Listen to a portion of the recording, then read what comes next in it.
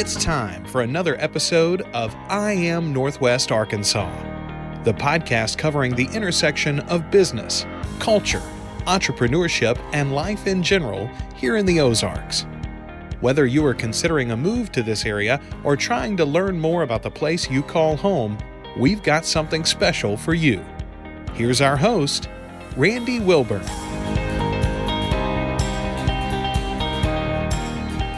Hey folks, and welcome back to another episode of I Am Northwest Arkansas. I'm your host, Randy Wilburn. I'm excited to bring another episode to you. I'm sitting here in the Furman Garner Performance Studio at KUAF 91.3 FM, the public radio station here in Northwest Arkansas. You probably know it from Ozarks at Large. You probably know public radio from listening to All Things Considered and Terry Gross and all those amazing people. But I'm just honored to be partnering up with public radio to be able to disseminate and distribute this podcast, I Am Northwest Arkansas. And so it's certainly an honor to spend time in this studio, as I always say. And you know, every time I do this podcast, I'm always going to acknowledge that because, you know, it's sometimes we get too comfortable in our own surroundings and not acknowledging the things that we need to be thankful for. And so I am thankful for this, but I'm also thankful for the person that is sitting before me right now, and that is Tammy Michelle Perry. She is a mental health professional,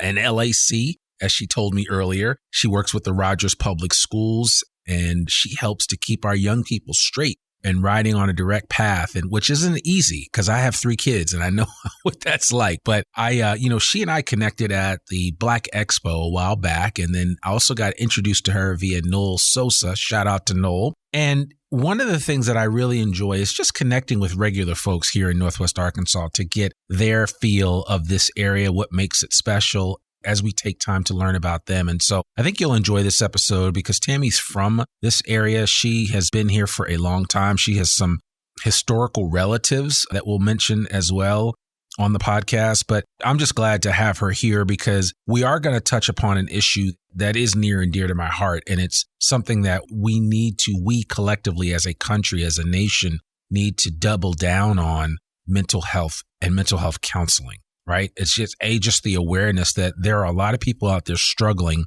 that are going through things that you have no idea what they are.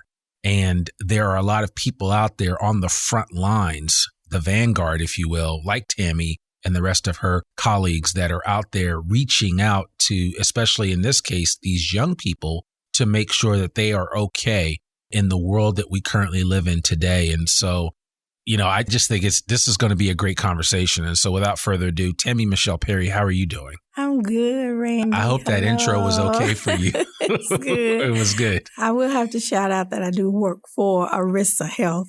Right. The former Ozark Guidance Center. Yes. We can't forget that. And so, Arisa Health works with the local public schools. Yes, So, and that's important. That's important to know. And they're all throughout the state. Yes. Okay. That's great. Do they have a website by any chance? Oh, you don't know. That's fine. We'll put it in the show notes. I'll find the website for Orissa Health. But in the meantime, Tammy, you are sitting here before me right now. I'd love for you just to give your origin story to our audience. Tell them a little bit about who Tammy Michelle Perry is. Okay. Well, I won't say born here because I wasn't. People always ask me that. Excuse me. And my parents, Jake Perry Sr. and Velma Defabal Perry, were from, respectively, Alma, Arkansas, and my mother was from Cane Hill, Lincoln, Arkansas. Wow. Okay. And they met in Fort Smith when they were going to school down at Lincoln High School there in the 50s. Wow. And so they met there and started a family. I have an elder brother, Jake Perry Jr., and he grew up between Alma and Fayetteville. So when they moved to Fayetteville. What year? Do you remember what year they moved to Fayetteville? Oh, my goodness. It was in the early 60s, I believe. Really? Because I have another brother who also is 4 years older than me. And so I think early 60s. So you witnessed 5 decades of Fayetteville, of Northwest Arkansas, right? Yeah, really? So walk us through, based on that and you coming here, especially as an African American in this area. I mean, I have no frame of reference for Arkansas in the 50s or 60s outside of what I read. Okay. I know my grandfather, who was a reporter for the Pittsburgh Courier, came to Arkansas several times to cover different events, especially when it was still and I'm using air quotes now, the Jim Crow South, right? Yeah. So he covered a lot of events just talking about how Black people were being treated. And it was really interesting. And that was one thing I didn't know about him. But what was it like for you as a young Black woman coming to Northwest Arkansas in the 60s? What was your experience like? Okay. Well, and I was born in 67. Yeah, you were young. So, so most of my memories are growing up in the 70s. Okay. And going to school at Jefferson Elementary. And, it was good. I mean, I didn't experience some of the racism, that some others, experienced. I don't know whether it was just a sheltered life or whether I just was oblivious to it in a sense that, I was only called the N-word maybe one time. Okay. And went off on the boy when it happened. Right. I was in 6th grade and I was just like, we're not going to do that, you know? Yeah. So I had my first Black teacher was in 5th grade, Beverly Augustine. Okay. Shout out to Mrs. Augustine, Eminem Foundation. You mentioned my relative, my first cousin, who was more like an aunt, my mother's niece. She was one of the first 12 to integrate Fayetteville High, and she was one of 2, she and Mr. Lackey, that graduated in 1956. And just to hear some of her stories, she was just real humble and sweet. So she didn't tell a lot of bad stories. She really said, people were, I guess, rather accepting, or that they knew that, we just weren't going to do the ugly stuff that was happening pretty much at the same time as the events in Little Rock. And, she remembers having to go to Little Rock at one point and like them, having to hide or deal with, moving around because of the violence that was going on. Yeah.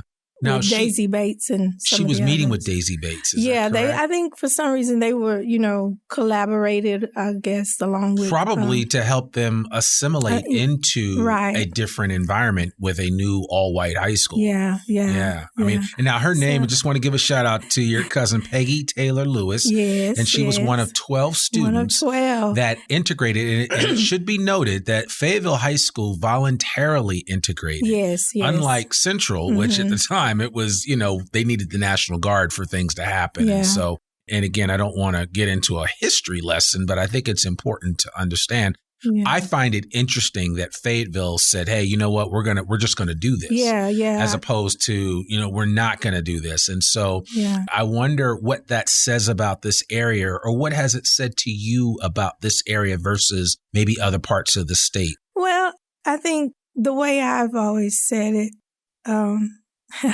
and I think people are a little more, for maybe lack of a different word, sophisticated, or just, not well, and good-hearted in a sense that I don't know if it was about reputation or what, but in the times that she would come to visit, and they would talk about the principal and the superintendent, people that, did decide, okay, this is how we're going to do this, because we're not going to make a fool and mockery, I guess, of ourselves in the state the way, that it was going. Yeah. Because it was pretty shameful in a lot of ways. And so, it was decided, and that's what was done. And there are other living members, yes. Of that Virginia original Denton, 12. Shout out to Miss Elnora Lackey Jackson. Okay.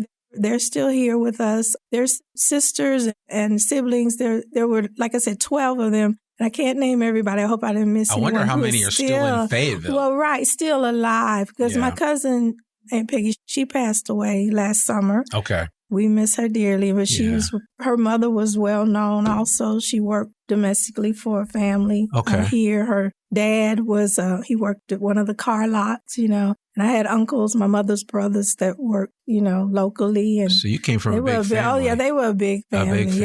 On both sides of my family. Oh, my dad had like 22 siblings between, too much. So, I think I gravitate toward people with big families, not really knowing my own origin. Yeah. And that's a cool part, interesting part. And, and in working in mental health, and being a person of reflection, I've always, I look at that and I'll get into that a little bit more. But I was saying that my eldest brother, my parents had him and then they adopted my brother who's 4 years older separately. And then 4 years later adopted me. I was the first girl. And then 6 years later adopted my sister. Wow. And I know me and my sister both came out of Little Rock area. And I found some information on, my birth mother. So I'm looking to see how that goes. Yeah. That's more to come on that. But it's cool. We grew up in a 2-parent household. My dad built homes all over Fayetteville. He was a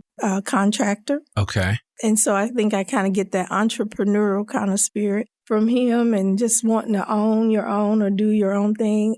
My mom, she worked for Standard Register Company for many, many years till she retired from there. And they both, taught us work ethic. Sure. My eldest brother, he worked for the gas company for many years. He was actually a black belt in karate. Okay. And taught karate at the Boys and Girls Club, which we only knew as the Boys Club growing up. At least I did. Yeah. And he did that for several years. And then my other brother, he went to the university and he graduated as an industrial engineer. He's been in Texas for the last 30 plus years, 40 years. Are your folks still around? Yeah. No, my parents have both passed away. Okay. Yeah, since 2007 and 2011. Oh, wow. Yeah, okay. So they they were just starting to see some of the changes take place. What's so crazy is before President Obama became president. Oh gosh, I wanted my daddy to see that so bad. He didn't believe. He couldn't believe that a black man could become president of the United States. And they're not going to. Yes, they're not going to. And when it happened, it was just like, wow. Yeah. And I happened to have been sitting in a classroom full of kids that I was teaching at the time. And it was just amazing. Yeah. It's like, wow, to witness that. So, yeah. I can imagine. So what was it like growing up in an area like this? At that time, Walmart was a lot younger and different than it is today, right? You didn't think about Walmart the way people think about Walmart today. But what was this area like in the late 70s, early 80s, up until the time you went to college? What was it like here? Well, we had Safeway and IGA and the car lots. And those were the main And the Safeway, I think, was right up here at the corner of Lafayette and College. Where it was Natural Fizz Exactly. Yeah. And so that was, we could walk there. We could walk to the Boys and Girls Club. We could walk wherever. We'd walk to school sometime. Oh, my gosh. And that was right now, there's a group and community is in the process of trying to name a Black historical district. Yeah. Which, for me, it was about our community. And that's what I was telling some people. We met up at Krista Bridges not too long ago. I want people to know that we didn't have all the businesses, we weren't Tulsa Wall Street. We weren't that. Right. But we just had a really great sense of community and support and love and people who were professionals, I don't know what it was like before my time, but, some people try to say, well, they were disenfranchised and blah, blah. And our projects, maybe not look like city projects, because some people make jokes about that. But we had, Christine Childress was a lady who started the EOA Head Start and the Children's House. Her son went on to become a teacher, Henry Childress Jr. She and her husband, they were professionals here in the area. Miss Ivory Conley, they were some of my Head Start, I call it nursery school teachers when it was located where the Veterans Hospital is now. Right. And so I didn't go to kindergarten, but we had preschool over there. And then started first grade at Jefferson. And, I literally had 3 teachers. Now, is Jefferson still around? Jefferson is still the building, but I think someone just acquired, I think the Potter's house, if I'm correct. Okay. Yeah. Just acquired that building. Because it's historic. Jefferson and Washington were both historic. Yeah, because Washington's time. the oldest or one of the oldest. Yeah, they both are. Schools in this area. Yes. Now, see, in Washington is kind of part of what's the historic and district or area zone. Well, and I think it's important. Down the street. It's important to mention that because, the Black Historic District that they're trying to demarcate now is a lot of it is the downtown area, which is some of the most valuable property and valuable land. Yes. You know, in any city, really, when you think of the downtown area, it's the most popular land. Right.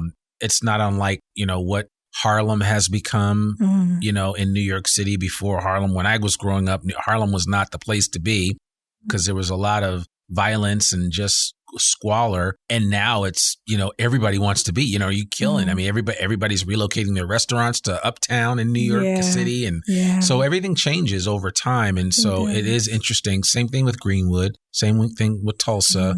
So you see that in a lot of cities. And it's interesting that Fayetteville is similar in that vein, but on a smaller scale. On a smaller scale. On a smaller scale. So now, did you go to the U of A or? I did. You did. Yeah. Okay. Well, we forget Fayetteville High, Bulldogs. Bulldogs, I bleed purple blood. You bleed purple blood. Yeah. So were you excited when they went 13-0? Yeah. Okay. All right. Just making sure. I'm not going to say I kept up with them. No, that's fine. That's fine. Well, and I notice a lot of people, I mean, this town is very, you know, it's unique in that we are the only city out of the 4 major cities that only has one high school. I know. Right? I was just telling somebody that because Rogers has Rogers High and Rogers Heritage. Springdale has Harbor and Springdale High School, and Bentonville has Bentonville and Bentonville West. So and Rogers has Crossroads Alternative. We have Alps now. It used to be West Campus, but there's a lot. The growth, it's funny because both of my children kind of got to experience the growth. So I went to Jefferson 1st through 6th grade. Okay. So when I went to Ramey, and that was the first school that my kids even got to go to, I went 7th, 8th, and 9th grade. I was on drill team, pep squad, and cheerleader, you know, and it was fun. And part of the reason I also say I didn't experience a lot of racism is like we would go to Springdale and Rogers and wherever for the games, and I just didn't have any problems. I don't know. I think it's, and I think it is different experiences for different people. I mean, I have talked to Black athletes that came here in the 80s to play football. Right. And basketball. And they told me in no uncertain terms, they were told where to go and where not to go after certain times of the day and what have you. But that's all changed. I mean, it's not like that now. And certainly this Northwest Arkansas is not the same. And I think for me, getting to have a better understanding of what Northwest Arkansas is like. That's why I like hearing stories like yours about your cousin being part of that 12 student group that went into Fayetteville High School and integrated it voluntarily. And I think it's important to note that there was obviously a reason behind that. As you said, you suggested that the teachers and the administrators and others were like, hey, we just need to open this school up to let everybody in here because it does create a more diverse environment. Right. And I think we're seeing that in just about we're seeing that type of impact in every strata or structure within our society, especially here in the United States. And we still have a ways to go, but we're trying to get there. Yeah. Did you, in your wildest dreams, think that back in 1980, 82, 83, that Northwest Arkansas would be what it is today? Absolutely not. Oh my goodness, no. Why?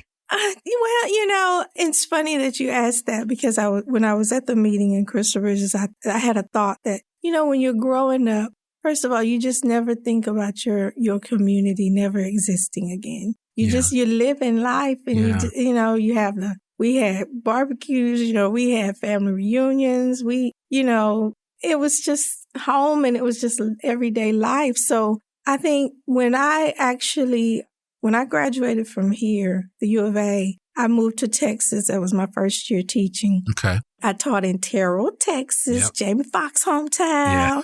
Yeah. And then I was getting married, moved back, and it just seemed like it just started changing. Boom, boom, boom, boom, boom. The highway was built. Yeah. And it was different living here as a young person. When we were growing up, it was like no black boys for us to date or see. So we were always excited when our church would go to Fort Smith because it was like, ooh, all the boys, and because it was either our cousins or somebody we just, that was kind of a joke. That's funny. That's funny. But, so to come back and to see, just the growth in terms of like live music. Yeah. And I have to shout out because my son's a musician and he's a drummer. And some of his mentors and some of the young people that are doing things now. Yep. Anthony Ball, Reggie James, Stephen Ivey. Those are mentors of my son. Okay. And, and they've definitely changed the music scene because, I grew up loving music, loving dance, loving the arts, all of that. So between, Art Ventures and Crystal Bridges and the Walton Art Center, it's like, whoa, people are actually coming here. And the AMP, look, I tell people, I said, we've had Janet Jackson, honey. You better quit playing with me. Earth, Wind, and Fire. I know. I've seen Kevin Hart and oh my gosh, Trevor Noah, I love him. Sure. So, it's amazing because it's like that wasn't happening even 10 years ago, in a sense. Yeah. So it's just phenomenal that, and even like Snoop Dogg and people like that, coming here to JJ's Live, like, wow. So it's pretty fun. And I love it. I won't say what it is. Yeah, that's fine. That's fine. I get the idea. And so for you, you've been a witness of this rise and change and what have you. And so, I've talked to some members of the community that are from here that aren't as excited about the change as others. And it's not because, I think it's more because this area used to be really quiet and a little slower. Okay. And it's not as much anymore. Yeah. And once that Bobby Hopper tunnel opened up and you could make that trip to Little Rock in a little less than 3 hours, that changed everything. Oh, definitely. Because I told people all the time, I'm like, man, if I had to go to Little Rock, and I had to go the old way, I don't know that I would be going to Little Rock that much. Yeah. So, and I grew up learning to drive up and down that highway. All those switchbacks and everything. Yes, mercy. Yeah. It was crazy. Yeah, because my dad, I remember us getting stuck up there. Yeah, one night in a snowstorm, we were going to get my aunt, one of his sisters, and it was just, we'd be on the church bus sliding from seat to seat. Just little funny, things like that you remember. And I drove that route when I did live in Texas, so that was in 91, 92. Sure, yeah. It was still there. Changed. Yeah, a lot has changed. So it's interesting. And I've ridden the train down. If you've never ridden the Springdale? The train down to Van Buren. No. It's a cool site. Like you literally are under the highways. It's not, and it's probably booked up because last time I tried to. I have to check that out. Book a train ride, but it is really nice to. It goes from Springdale to Van Buren and back. Yeah, okay. Yeah. Okay. I don't think they've changed the routes. Interesting. But it's pretty neat. I will have to check that out. So let's talk a little bit about your experience in the public schools, especially as it pertains to mental health. Yes. I think it's something that certainly, it probably bears its own episode because mental health is such a big issue. When you look at like the young people today that are struggling because young people have access to information and devices that they didn't have access to even just 10, 15 years ago. The iPhone was just created in 2007. So it wasn't that long ago, right? I don't think I got one till 2009. Well, but you know what I'm saying though, right? It's just like, just for perspective's sake, it hasn't been around. It hasn't even been around a full generation. That's true. But it has fundamentally changed everything, especially for young people. And now we're looking at a lot of state politicians trying to claw back or create safe spaces for young people to be young people and not be so inundated by social media. There's some real challenges, but I'd be curious to get your take on the current state of mental health for our young people, especially those that you run across in the high schools right now. Yeah. Well, and I'll start by saying when I was teaching, I would have parent-teacher conferences. And there were times when I had, grandparents who would come, because they were raising their grandkids. Sure. And sometimes it was just heartbreaking because, you could see their struggle. And as a teacher, it was, it's like you didn't know what was going on at home or what these kids were dealing with in the classroom until you got to that table and you heard, oh, this is it. So then I realized, I'm sitting on the other side of the table because I do get to work with families, and I'm thankful for that because I always tell them, it's an honor for you to allow someone into your space to be able to, sometimes lay down the truth of, like we have to see it from all perspectives because our kids are affected by the things that we do. And, coming, like I said, as an adopted child, when you don't know your origin, I've gotten very much into identity and realizing too how trauma is carried through, our DNA. Absolutely. And that's something I've kind of self-learned, and just all my lessons have come together, having 2 children of my own, them dealing with divorce, and then looking at a lot of what the children, and I mean culturally, it's Hispanic, it's Black, it's white, it just doesn't matter. Yeah. Because families that are broken or individuals that are hurting. And I sometimes even have to tell my young people, I said, you know what? Having a baby doesn't make you a good parent. And that's unfortunate because when they're trying to figure out their identity and who they are and, and they're dealing with stuff that trauma and things that they don't even realize is happening, it's a lot and it's overwhelming. And then their self-esteem is in the dumps because they're wondering why mama or daddy or whomever is not there for them or hasn't, nurtured them like they should have. So there's some voids that's left when parents don't do what they're supposed to do or biologicals or whatever. But yet and still, we have the power to decide. Yeah. Because our values, I literally put out a sheet of paper and say, okay, these are values. You identify what resonates with you. Yeah. And, and they'll go through and highlight it. And I'm like, okay, what does this look like? What does this sound like? When we're thinking it, when we're speaking it, when we're doing it, how do you live that out? Because this is your choice. This is not necessarily something, we have to fight those demons of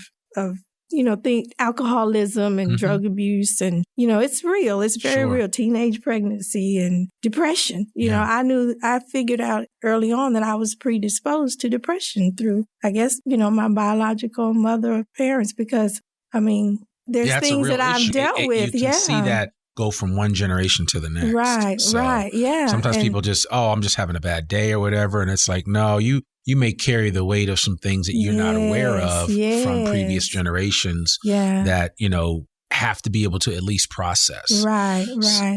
So tell me, that's one activity that you just described with the paper, putting it on there. But what are you finding that works as far as activities are concerned in terms of just reaching the kids to be able to open up? Because I'm sure parents that might be listening to this might say, yeah, I wish I could get my kid to really talk to me, because the conversations that we have are very surfacey, right? And I'm even guilty of that sometimes. But I try to needle my kids and say, hey, are you all right? Is everything okay? Yeah. Is there anything that that you want to talk about? This is a safe space. There's no judgment. Right. That's the thing I always say. This is a judgment-free zone. We're going to talk. And I try to share some of my challenges, what I went through when I was their age, but it's a different time and a different season. Right. So it's important. But I'd be curious to know, what have you found that has been really helpful to kind of reach the young people? And I know that might be a challenge, right? Because it's almost like, is there a magic pill that, and I doubt that there is. But what have you had the most success with that you find yourself going back to often? Well, raising identity, raising self-awareness. I send them a link. We do an attachment style quiz. We do personality assessments. I have them, complete those, because in a sense of just realizing, okay, this is how I am, or this is what it's like. It's indescribable. It's not something you can necessarily even measure, Yeah. And I think I have that gift and ability to help young people do that. And by seeing them and acknowledging them, there's other ways. And I appreciate like what you said, because if parents, or when parents are present and they do offer for their children to, say and express, and hopefully they will feel free enough to do that without, parents getting upset, because it's hard sometimes to hear, well, mama, you do this and this, and trust me, we'll check me too.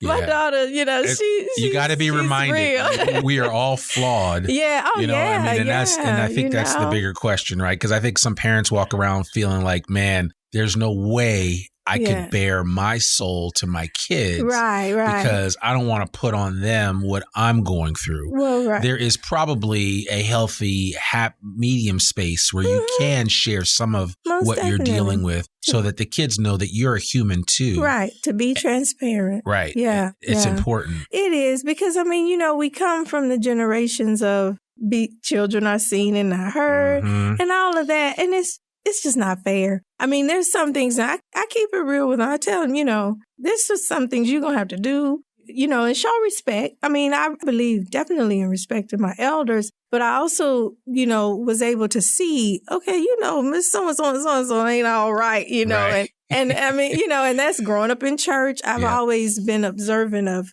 people's behavior. Sure. And it has even shaped, my belief system, all that. But because the thing about it is our values have really nothing to do with religion or what we believe in that sense. We can define there's people of all. Yeah. Well, no, because and there are non-believers that operate with a high degree of values integrity and so in truth, they tell the truth at all times. I mean, they understand that. Right. And so, folks in church have not cornered the market on values. There are a lot of people out there that operate from that. Although and I grew up in the church and I grew up with around a bunch of pastors, so I get that. Mm-hmm. But I think it's important to recognize that we all fall short and we all struggle in these areas. Definitely. And how we, the real result is how we deal with those struggles. Yeah. Right. Yeah. Whether we run away from them, whether we seek to medicate them in some ways. Right, exactly. And medication can look like a lot of different things. It's not just drugs. Right. It's not just alcohol. It can be pornography. It can be type of sexual activity or sexual addiction. Mm-hmm. It can be, a lot of this social media stuff. Right. Right. Some people are living vicariously through others just by virtue of social media that they watch on there. Yes. And I know there's people listening to this like, man, this dude is reading my mail right now and he's telling me about myself. We all deal with that. I've had to shut my phone down. I've had to grayscale my background on my iPhone so that I'm not looking at it all the time. Right. And that's actually a real tip that works, which, just for people that don't know, you can go in and turn your screen from color to black and white. Oh, wow. And that reduces the amount of time that you actually look at and engage with your screen. Interesting. It literally works. Yeah. And I'll put a link to that in the show notes for anybody that's interested to find out more about that. But I think it's important for people to understand that there's a lot of little tips and tricks that all of us, even adults, those of us that are adulting at a regular basis. I mean, I'm in my 50s and, my wife and I were talking about this earlier today that I have been an adult more than I've been a child. True. And I'm still learning things. Yeah. But you know what? That child in us is still there. It's still there. Absolutely. That's the thing. Absolutely. And with trauma, something I learned, I thought this was so cool. I was reading the book, The Body Keeps the Score. Okay. And it's like when you're traumatized, you basically in some ways are frozen at that age, and until you really seek that healing or get that healing, you continue to somewhat operate in that mental or emotional capacity. And our emotions are like a motor of a car. That's how I see it. Or how I analogize it. It's okay. Like I have a whole color wheel on the wall. I love that. That tells us it's okay to feel the way we feel. Mm-hmm. But what we have to understand is our emotions can't drive us. We have to take hold of that steering wheel, which is our thinking, our way of thinking and mindset. And, and steer in the right direction. So just because I'm angry, I can't go kill somebody or hurt someone. Sure. I have to know, first of all, just understand, why and deal with that because some of it is very deep, and because I've had some emotional times where I've just cried in situations where, and then the anger will rise up because it's not going the way I, thought it should. And so it's like, okay, what's going on, Tammy? What is this about? And I literally, the most recent time that happened to me was last fall. And I was talking to my therapist, Miss Dorothy Marcy. Shout out to her. She has been a mental health professional for years here in the area. She's on her own business. And so even a therapist has a therapist. Oh, yeah. I want that to be. Definitely. It's important, right? It's important to do that. Well, okay. So here's how I see it. We go to the doctor. Yeah. We go to the dentist. Yep. We go to a physical therapist. We deal with our physical bodies in a lot of ways, of course, because aging and all that. But when we think about our mental and our emotional, because we can't see them, but that manifests in our bodies and our behavior as much as anything. And I've been using the iceberg concept a lot more now, because it kind of helps people understand how do you even tap into that. If you riding up on a boat and you see an iceberg, is pretty large, but it only, and this is according to the source that I got this from, it only amounts to maybe 0.5 to 5% of our consciousness. So if you think of our subconscious and you go below that surface, you have 95 plus% of this deep chunk of mountain world of ice below. Then you can't even see, the depths of that. And it's crazy because that is what runs us. You know, where does jealousy come from? Where does envy come from? Where does thinking I'm better than or less than someone, those low vibrational energies and emotions. But a lot of us grow up, because of those voids or because of that lack of nurturing, thinking I'm not good enough, I'm not worthy, or I'm not, and it's like, so I use with my clients now, I say, well, here's what you feel and it's okay. And they can look at this wall and resonate, pick words that resonate. Empty. I feel lonely. I feel this. I feel that. And that's fine. And we deal with that. So we go to understand why, what is it? What did you experience? And then we look at the facts too. So it's not feelings versus facts, but it's feelings and facts, because are you unworthy of love? No, you are lovable. We're all beautiful beings who, come into this world as kind of like blank slates until, we're told what we can't do, or we're missing something that should have built us up or should have supported us or should have made us feel safe, and so it's just, wow. No, I get extremely passionate because I have, I've just had my own journey. Sure. As I used to say, I could write a book about this, so think about it. But, just our identity. All have a book in us. Yes, a story. We do. We really do. Yeah. And it's amazing. Yeah. So I want to see young people. I want the space for young people in the school systems, the antiquated school systems, I must say. And I taught for 21 years, but it's like it's time for them to be able to really learn who they are and or have the opportunity to develop so that they can go out and truly be productive, because they're operating in their being and their purpose and not just coming to be indoctrinated to be workers, which is what our education it's hard too. As I hear you say that, and as I just even go through with my own sons, kind of like what they're excited about. Like I'm dealing with a child who will remain nameless that just hates school right now. But, I kind of understand, he's not taking classes because he's like, what do I need these classes for? And I'm like, I get it, dude. There's just not enough about real world. Like, I mean, again, we don't even do financial management classes. We don't do, like I was telling somebody the other day, I'm like, even just simple business administration classes, things of that nature to help people. Because I mean, we're not encouraging people that, hey, you don't have to go to school. I mean, you don't have to go to college, I should say. You can go and get a certificate or some type of degree in learning, some type of what's the vocational word? Yeah. So you could do any type of vocation. And I think it is being an electrician just as great as being a marketing manager at Walmart. And a welder, a plumber. As a matter of fact, some of those folks, that's, they have ultimate job security and get paid really well. And so I say all that to say that, we sometimes sell our kids a bill of goods that are unfulfilled, and that's unfortunate. And so I'm trying to, it's like, do you have any advice for parents trying to navigate that with their kids where, you get that where there's like, I hate school. Why do I have to go? And even my kid is great because, he doesn't cut class or anything. He still shows up, but it's just like, and he's a smart kid. It's not, that's not the issue. It's not that he's slow or anything like that. Because there are certain times when that's the case. He's just like, what do I need to use this? How do I need to use it? I mean, that's a good one. Because my daughter, she did well. She just graduated from college last year.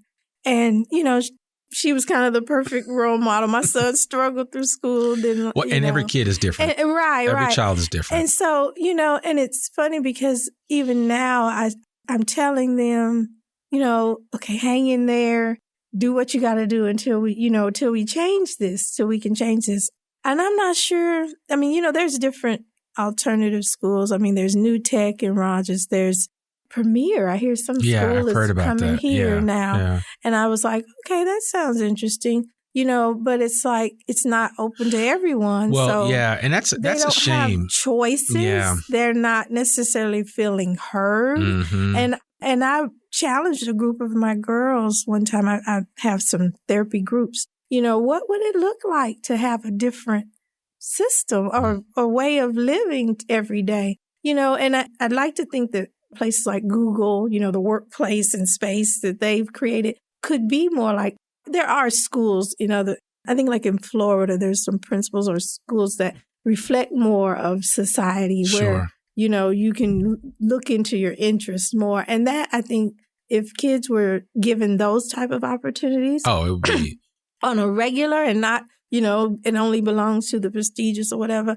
I think they would just I think it would change the face of society in a lot of ways. I know it would. It would. Because like my son was so excited. Like he did not want to miss school the other week because they had an event with like all the different construction companies and the Northwest Arkansas Council and Joe Rollins and some folks over there put on a program at the Jones Center. Okay. And every organization that does electricity, that does HVAC, you name it, they were represented there. Okay, yeah. My son got to go and make a bench, and one of my sons did. He got to go and make a bench. He said, man, I had so much fun at that event. I learned so much in just, you know, a day. Yeah. And we need more of that because, you know, as I was thinking, like, and unfortunately, there's only one track in the U.S. for young people. It's like you go to high school, you go to you go to elementary, to go to junior high, to go to high school, to eventually go to college. Yeah. That's the only track, primarily. And like in Germany, they have multiple tracks. They have tracks for people that want to go to high school and go off to college. Okay. They have another program where kids can, from an early age, start learning about trades. Okay. And working in factories and other things of that nature. Okay. And it teaches you a lot of different aspects of it that we just don't have here. Yeah. Because we've basically been told that, hey, you know, you want to ultimately get your college degree. And I'm all for a credential. I think it's important. I have mine. But I see that we're in a day and age where not everybody's going to find their identity through a college diploma. Traditional role. Yeah. And that's but we don't have other alternative avenues for them to explore. Right. Without kind of stumbling upon it. Yeah. That's the challenging part. And I'd like to think I could help play a role in that. I'm, you know, mostly interested in mental health now, but it's like, okay, who can I partner with? What can we do to just overhaul? Well, but your mental health is tied to who you are and what you want to do. Most definitely. Right? And if you can't find something or you can't find that release for the thing that you're most passionate about, then your mental health struggles. That's true. And that is very much even a point where I've come to it, you know, like fulfillment, you know, true fulfillment. And I, not that I love what I do, it can be some very heavy work, but I was having a thought when you were talking too, but I'll get back to it. Well, share it. You can share it. No, I'm drawing a blank. Oh, that's fine. Yeah. Those are those senior moments we have. Yes, so definitely. Listen, I tell people those senior moments come as soon as you turn 50, they start happening. And I know what it was. What's that? So when I was teaching, I did try to kind of go into the economic part and teach economics, and we would have mini societies. So like some of my kids, they still tease about Bradley bucks or razor bucks or whatever we would call it, because we would distribute paper money for little jobs or whatever, and then we'd have markets. At one point I had 2 each year where they would literally come together with goods or services. And I learned this through the U of A program, the small business. They would hold these as well annually. And my students loved it because they learned ethics. They learned, you know, some money management, But, just the thought of, okay, can we do this, or we can sell, or we can make, or we can provide a good or service. And they would just get so excited, and we'd invite teachers in the classes and people, from the school. This was mostly at Holcomb Elementary. Okay. Shout out to the brother, Dr. Deacon John L. Colbert. That's right. Yes, Dr. Colbert. He was my first or second principal, I guess I should say, but first here. And so that was fun. And I felt like, that helped some students and kids just gain that entrepreneurial awareness of, I have a choice, I can do this. And I think, children learn from each other, and in some ways, I don't know if we promote that enough. I mean, I'm very much about sharing what I know or what I have, but peer relations, is important too in school.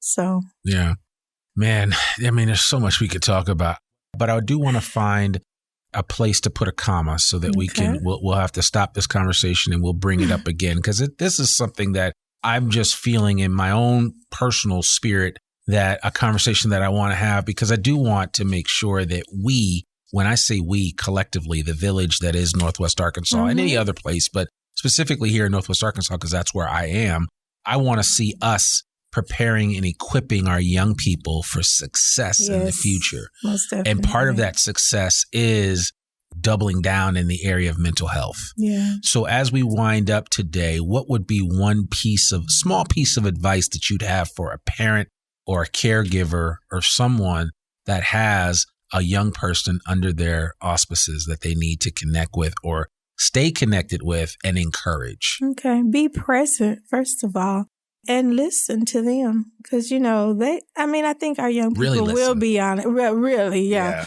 Listen, I think they'll be honest when they feel like they, know there's not this repercussions, to follow.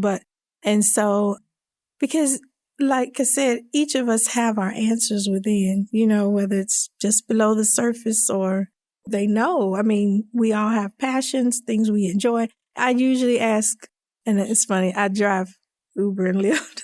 I've been doing that for like 6 years. And I'll get a young person or someone in the car, and I'll say, well, what do you enjoy doing? If they're in school or not in school, it's like, what are you good at? Because that's what's going to drive us the most. That's it's just that natural purpose and some, God-given purpose or whatever. But listen and promote that. My mother was very good about, putting me in activities and things. I took ballet lessons. I took piano lessons. Some of that started through students at the university, students taking a new dimension stand. It was an organization. And I had learned that later on. But just involve them in things that will, promote what they want to do or who they want to become. And, and help set examples. We're not the best or perfect, but we are examples, and we have to show them as well as tell them and listen, in the meantime. So I want to stress that word, listen. Yeah. Because listening is an art. Yeah. And it's not, people sometimes struggle. There's listening sins, only waiting for your turn to speak and the daydreamer and all these others. But to be a real active listener as a parent, you have to be an active listener. Know your child. You have to acknowledge what's going on and be fully present, because when you are, you'll be surprised at what information is actually shared with you. So that's it. Yeah. I think when they sense that or when they see that, they will take advantage of it. So that's absolutely very good. Very true. Man, Tammy Michelle Perry, this has been really, as I like to say, rich. Thank you for sharing and thank you for giving me a little bit of your background and your history and your experiences here in Northwest Arkansas as they continue. And certainly, I want to personally thank you for the work that you do on behalf of the young people, which is the next generation, right? And we have to take care of that generation. Definitely. But I appreciate the work, and I know that it can be thankless at times. But suffice to say that there are certainly parents out there and others that are cheering and rooting you on for continued success, you and your peers at Arisa Health and the work that you guys are doing, as well as the teachers and the administrators and all those that come in contact with our young people. There is not a single person I can think of that's not rooting for your success. Appreciate that. You know, all the partisan politics aside, all the other challenges that we have, we'll always have to be rooting for those that take care of our young people. And so I want to wish you nothing but continued success. Thank you for sharing a little bit of your story with us here today on I Am Northwest Arkansas. I'd be remiss if I didn't ask you, when you aren't driving Uber, when you aren't tending to the mental health of so many wonderful young people up in Rogers, what do you do for fun? Oh, for fun. Now, I do make scrapbooks. Okay. I've done that. All right. So you're a scrap. That's a thing. I love That's a it. thing. That's like a really big thing, you know. Scrapbooking is huge. One of my favorite couples that actually really were the origin of my reason for kind of trying to go professionally, I should say.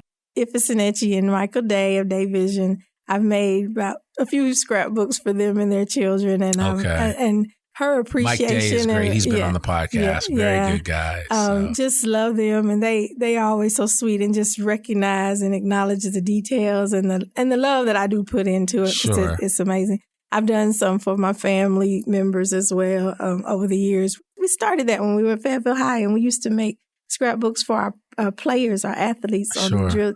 From drill team members used to do that. And it was always so fun, the creativity. Yeah, absolutely. Oh, and the paper people, the Black Paper Party. I listened to that podcast, and I want to connect with that young lady. Okay. Because scrapbooking is it's a passion too. Yeah. We'll have to make sure we do that. Yeah. So. Michelle's Memories. Moments to Memories. That's my Facebook page. Okay. We'll put a link to it. Make sure you share all that information with me, and we'll put a link for anybody that's listening to this that wants to connect with Tammy Michelle Perry and learn more about her and all the things that she's doing. But thank you again for coming on this podcast. Thank you. And lastly, I'll ask you real quickly, favorite place to eat? Oh my goodness. That you would not turn down an invitation to. Like if I said to you right now, Tammy Michelle, let's go grab a meal. What would be your spot? Okay. I'm going to just say La Media Luna right now. Okay. That's on the top. Okay. I was sharing that with somebody yesterday. They're delicious, fresh, authentic. Very good. Absolutely. I'll take that. And live music. I'll take that. Well, Tammy Michelle Perry, thank you so much for coming on the podcast today. We really appreciate it. I know you were nervous, but you did an amazing job. Thank you. Certainly those of you that are listening to this podcast, if you want to give Tammy Michelle Perry a shout out, check the show notes for information on how to connect with her. Again, she's doing great work. If you pray or think good thoughts, please do that and send them her way. Yes. As she continues to be at the forefront of meeting the needs of our young people here in Northwest Arkansas, especially as it pertains to mental health. So thanks again for coming on. Bless you. Absolutely.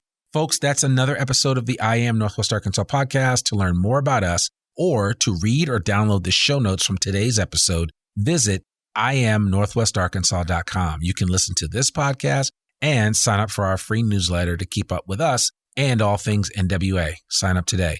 You can subscribe to the I Am Northwest Arkansas podcast wherever you listen to it. And please, please, please consider rating and reviewing us on Apple Podcasts. Remember, our podcast comes out every Monday, rain or shine. I'm your host, Randy Wilburn, and we'll see you back here next week for another new episode of the I Am Northwest Arkansas podcast. Peace. We hope you enjoyed this episode of I Am Northwest Arkansas. Check us out each and every week, available anywhere that great podcasts can be found. For show notes or more information on becoming a guest, visit IamNorthwestArkansas.com. We'll see you next week on I Am Northwest Arkansas.